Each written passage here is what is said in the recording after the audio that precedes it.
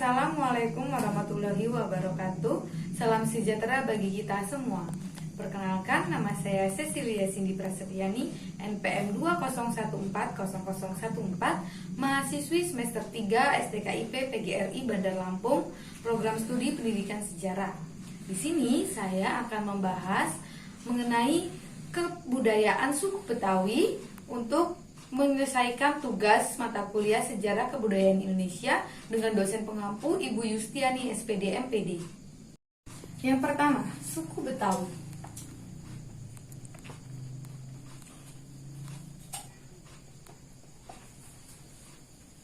Suku Betawi adalah sebuah suku bangsa Indonesia yang umumnya penduduknya bertempat tinggal di Jakarta dan wilayah sekitarnya yang termasuk wilayah Provinsi Jawa Barat. Suku ini biasa disebut orang Betawi, Melayu Betawi, atau orang Jakarta, atau juga ada yang menyebutnya Jakarte menurut logat masyarakat setempat. Nama Betawi berasal dari kata Batavia, nama yang diberikan oleh Belanda pada zaman penjajahan. Etnis pendatang yang pertama kali mendiami kota ini adalah orang Melayu, Jawa, Bali, Bugis, dan Sunda. Mereka adalah penduduk yang bermukim di Batavia sejak abad ke-17. Beberapa pihak berpendapat bahwa suku Betawi berasal dari hasil perkawinan antar etnis dan bangsa pada masa lalu. Secara biologis, perkawinan mereka mengaku sebagai masyarakat suku Betawi karena keturunan kaum berdarah campuran antara suku dan bangsa yang didatangkan oleh Belanda ke Batavia. Secara kesukuan, mulai dari kebudayaan, adat istiadat, kuliner, kebiasaan masyarakat, tradisi, arsitektur bangunan, motif pakaian tradisional, seni musik, dan kesenian-kesenian lainnya, suku Betawi adalah suku yang terpengaruh kuat dari kebudayaan suku Melayu dan Tionghoa. Bahkan menurut para pakar, hampir setengah dari kebudayaan Betawi adalah kebudayaan Tionghoa dan setengahnya lagi adalah kebudayaan Melayu. Yang kedua, sistem bahasa.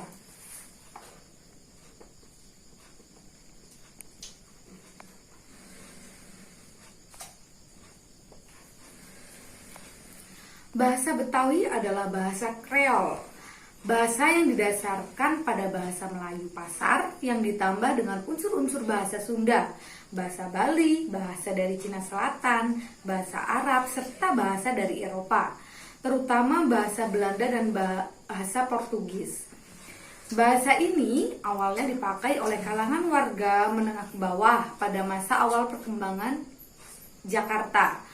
Karena bahasa ini mengembang pada masa awal perkembangan Jakarta secara alami, tidak mempunyai struktur baku yang jelas yang membedakannya dari bahasa Melayu. Walaupun mempunyai beberapa unsur linguistik penciri yang mampu dipakai, misalnya dari perubahan awalan penggunaan imbuhan belakang menjadi kin.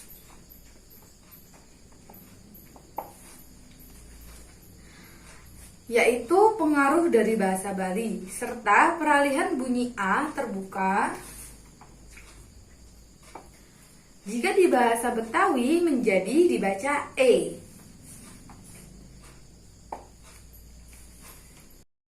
Beberapa contoh kosakata bahasa Betawi dan arti dalam bahasa Indonesianya. Yang pertama itu ada kata ape. Ape dalam bahasa Betawi diartikan ke dalam bahasa Indonesia itu artinya apa. Kemudian siape dalam bahasa Indonesianya artinya siapa. Kemudian babe dalam bahasa Indonesianya artinya ayah. Dan contoh kosakata yang berikutnya, enyak, yang arti dalam bahasa Indonesianya adalah ibu. Itu adalah contoh beberapa kosakata bahasa Betawi yang diartikan dalam bahasa Indonesia. Poin yang selanjutnya adalah sistem pengetahuan.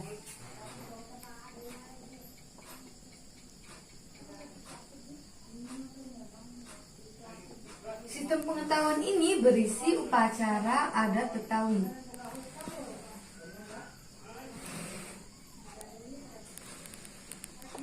Upacara adat Betawi yang pertama adalah upacara adat perkawinan.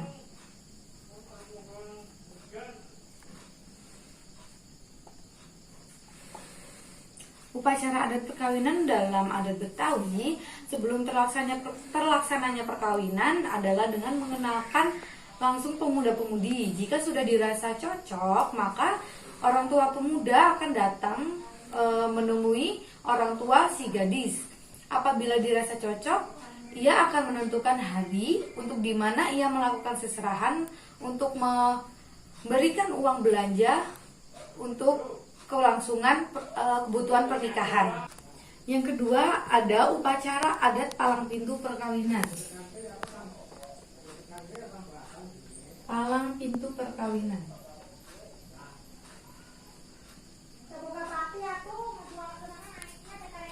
Pengantin pria diarak ke rumah pengantin wanita melalui upacara kenal jawab dengan irama pantun, diiringi dengan irama rebana dan lagu-lagu marhaban. Pengantin laki-laki sudah diperkenalkan dan diperkenankan masuk rumah untuk menemui pengantin wanita dan duduk bersanding di pelaminan.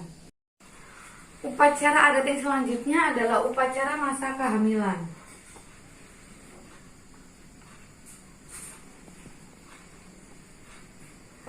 Masa kehamilan. Upacara adat ini biasanya dikenal dengan upacara nuju bulanan yang bertujuan untuk mendapatkan rasa aman selama masa kehamilan, mensyukuri atas nikmat Tuhan, harapan orang tua agar anak yang dikandung dapat lahir dengan sehat dan selamat. Upacara adat yang selanjutnya adalah sunatan.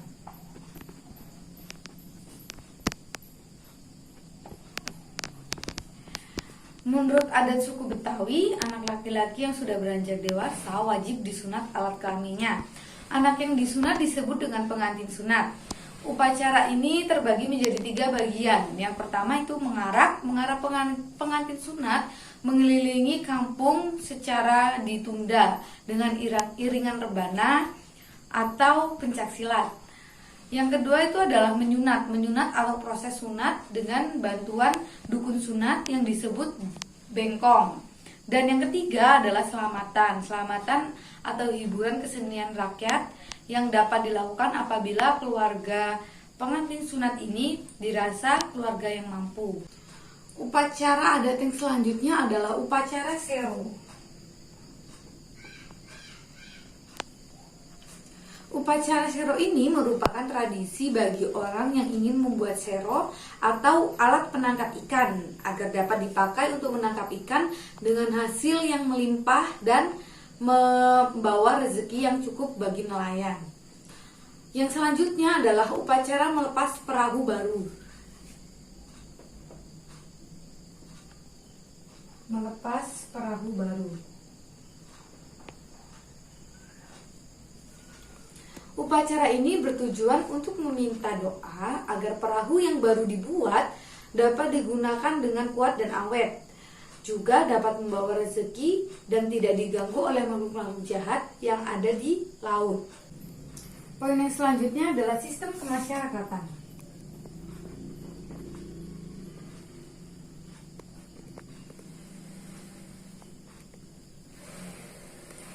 Yang pertama itu ada ondel-ondel. Ini adalah contoh gambar dari kesenian ondel-ondel. Ondel-ondel adalah bentuk pertunjukan ciri khas masyarakat Betawi yang sering ditampilkan dalam pesta rakyat. Ondel-ondel merupakan boneka yang terbuat dari bambu yang menyerupai manusia. Boneka raksasa ini dikenal oleh masyarakat luas di saat almarhum Benyamin Sueb membuat lagu berjudul Ondel-Ondel yang sampai saat ini lagunya masih digunakan sebagai lagu iringan tarian ondel-ondel. Tarian yang kedua adalah tari zapin Betawi. Tari zapin Betawi ini yang dikenal dengan nama tari zapin adalah salah satu tarian yang mengakulturasikan dua budaya. Tarian ini memiliki gerakan perpaduan antara budaya Melayu dan budaya Arab. Berbeda dengan tarian lainnya, penari dalam tari Japin ini seluruhnya menggunakan kerudung. Tarian yang berikutnya adalah tari coke. Ini adalah contoh gambar dari tari coke. Tari coke adalah tari tradisional dari Betawi. Namun pada penampilannya tari ini lebih mirip dengan budaya Cina. Hal ini dikarenakan wajah para penari yang menggunakan make up yang putih dan tebal. Tarian yang selanjutnya adalah tari lenggang nyai. Ini adalah contoh gambar dari tarian lenggang nyai. Nama dari tarian ini diambil dari sejarah seorang wanita bersama Nyai Dasimah. Nyai Dasimah ini adalah wanita yang berasal dari Jakarta yang mencari pasangan hidup. Tarian yang selanjutnya adalah sirih kuning.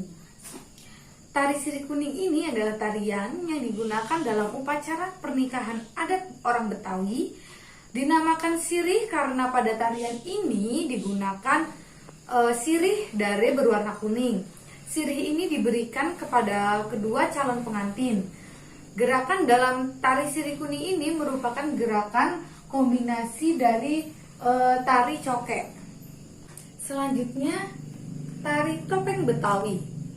Tarian ini adalah kesenian yang menggabungkan antara seni tari dan drama. Tarian ini seperti halnya pertunjukan teater, namun disuguhkan dalam bentuk tarian. Pada awalnya, tari topeng ini adalah salah satu pertunjukan teater tradisional.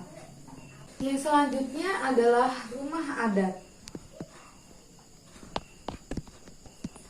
Rumah adat suku Betawi yang pertama adalah rumah gudang.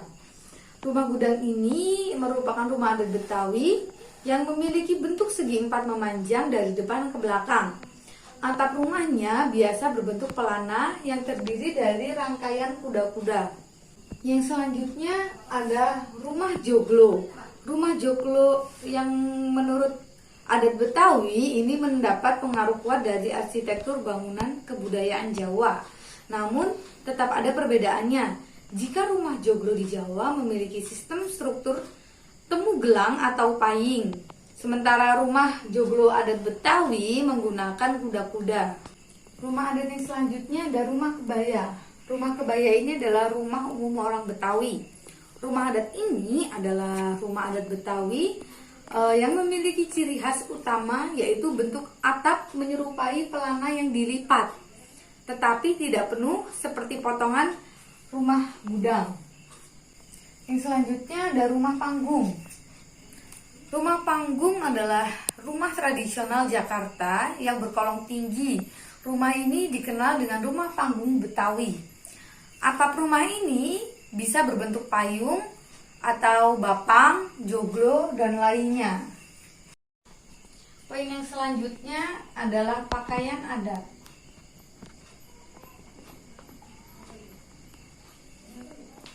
Pakaian adat masyarakat Betawi untuk laki-laki adalah baju sadariah.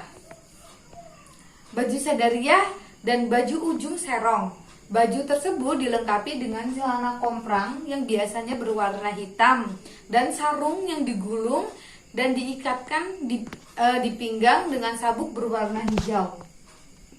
Ini contoh gambarnya. Sedangkan pakaian adat Betawi untuk wanita adalah kebaya kerancang atau sering disebut kebaya encim. Kebaya encim ini merupakan salah satu kebaya Betawi yang sampai saat ini masih digemari untuk dipakai para wanita Betawi. Yang selanjutnya adalah alat musik. Alat musik suku Betawi yang pertama ada tanjidor. Tanjidor ini kata tanjidor berasal dari bahasa Portugis yaitu tangedor yang artinya alat musik berdawai. Pada zaman dahulu tanjidor ini sering dimainkan dalam upacara pernikahan, perayaan Tionghoa, hari besar Islam dan hari-hari besar lainnya. Yang selanjutnya adalah tehyan. Tehyan ini merupakan alat musik rebab yang memiliki dua senar. Alat musik ini terbuat dari kayu jati. Tehyan ini dimainkan dengan cara digesek menggunakan alat khusus berserat yang telah disisipkan di kedua senarnya. Selanjutnya ada golok. Golok ini adalah senjata yang memiliki bilah panjang dan tajam yang terbuat dari besi maupun baja dengan gagang yang terbuat dari kayu yang keras. Selanjutnya badik cangkingan. Badik cangkingan ini merupakan senjata yang bilah besinya tajam dan panjang dengan cincin perak atau perunggu yang menghubungkan bilangnya dengan gagang. Ini adalah contoh gambar badik cangkingan dan ini adalah contoh cincin perunggu atau perak. Senjata yang selanjutnya adalah belati. Belati adalah senjata tradisional suku Betawi yang kecil namun tajam. Belati ini terdiri dari bilah, gagang, serta sarungnya. Yang selanjutnya ada punta. Punta ini merupakan senjata tajam yang bentuknya melengkung dan hampir membentuk huruf S dengan ujungnya yang runcing. Selanjutnya ada trisula. Trisula merupakan senjata tradisional Betawi yang hanya bisa dipesan khusus oleh para jawara pada pandai besi. Trisula ini biasanya digunakan untuk menusuk dan menangkis serangan lawan. Poin yang selanjutnya ada kuliner. Kuliner masyarakat Betawi yang pertama yaitu soto Betawi. Soto Betawi ini sangat terkenal kuliner khas orang Betawi. Soto Betawi ini terbuat dari jeroan sapi yang dicampur dengan kuah santan dan susu. Santan dan susu inilah yang menjadi ciri khas soto Betawi dan soto-soto yang lainnya. Kuliner khas masyarakat Betawi yang sangat familiar yang lain yaitu kerak telur. Kerak telur ini terbuat dari nasi yang dicampur dengan telur dan serundeng, kemudian dibakar di atas tungku api. Telur yang digunakan bisa menggunakan telur ayam atau telur bebek sesuai dengan selera. Yang selanjutnya ada asinan Betawi. Makanan ini berisi berbagai sayuran yang sehat seperti kubis, sawi, tauge, dan yang tambahan lainnya. Tambahan lainnya itu seperti tahu yang kemudian disiram dengan garam dan cuka sehingga menciptakan rasa yang asam dan asin. Kuliner yang selanjutnya adalah gado-gado khas Betawi. Gado-gado khas Betawi ini terbuat dari aneka sayuran seperti kacang panjang, tauge, kangkung, kubis, dan sayuran lainnya. Biasanya dapat ditambah dengan tempe, tahu, atau telur rebus yang kemudian disiram dengan sambal kacang. Yang selanjutnya ada laksa Betawi. Laksa Betawi ini merupakan perpaduan antara cita rasa Nusantara, khususnya Betawi dengan kuliner khas Melayu. Yang menjadi ciri khas dari laksa Betawi ini adalah taburan rebon atau udang kecil yang membuat rasanya semakin gurih. Kalau tadi kuliner khas Betawi, sekarang ada kue atau jajanan khas masyarakat Betawi. Yang pertama itu ada roti buaya. Roti buaya itu sudah sangat familiar bagi masyarakat Betawi khususnya. Roti buaya menjadi makanan khas daerah Betawi yang biasanya ditemukan di acara pernikahan. Roti buaya ini tidak terdapat isian dan rasanya cenderung tawar. Jajanan khas Betawi yang selanjutnya ada kembang goyang.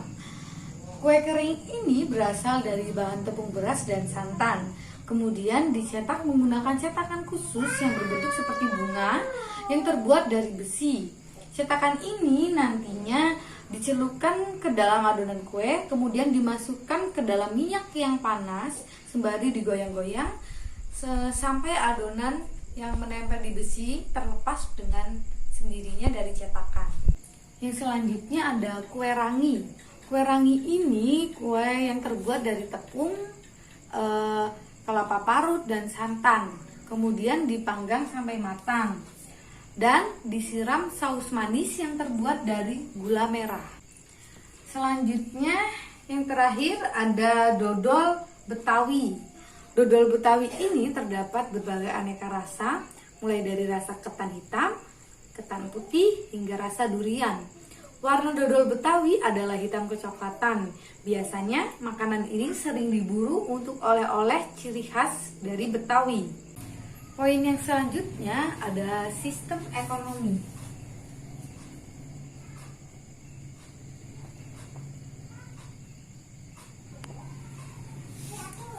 Sistem ekonomi yaitu terdiri dari mata pencaharian suku Betawi yang dibedakan menjadi dua berdasarkan tempatnya.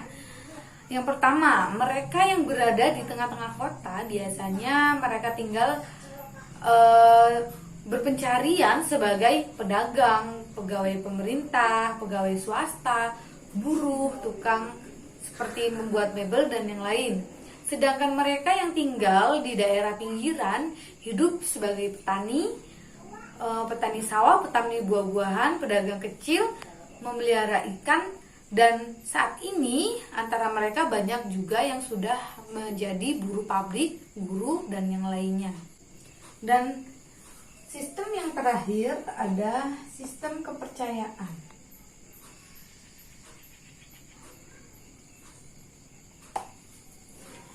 Sistem kepercayaan bagi masyarakat orang Betawi sebagian besar menganut agama Islam, tetapi ada juga yang menganut agama Kristen, khususnya Katolik dan Protestan. Namun hanya minoritas saja. Di antara suku Betawi yang beragama Kristen, ada yang menyatakan bahwa mereka adalah keturunan campuran antara penduduk lokal dengan bangsa Portugis ataupun Belanda. Demikianlah materi mengenai kebudayaan suku Betawi. Apabila ada kurang atas penyampaian materi dan salah pengucapan kata, saya mohon maaf dan saya akhiri. Wassalamualaikum warahmatullahi wabarakatuh.